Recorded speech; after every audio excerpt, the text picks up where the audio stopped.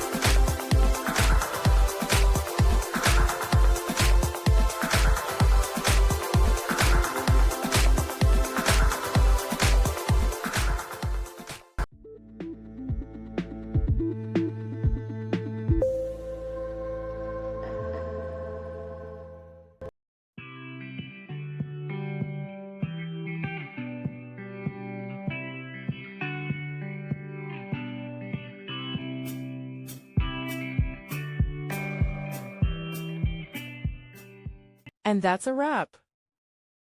I hope you found the answer you were looking for. If you did, take a second to hit that subscribe button. It really helps out. And let me know in the comments which solution worked best for you. See you next time in the Debug Zone.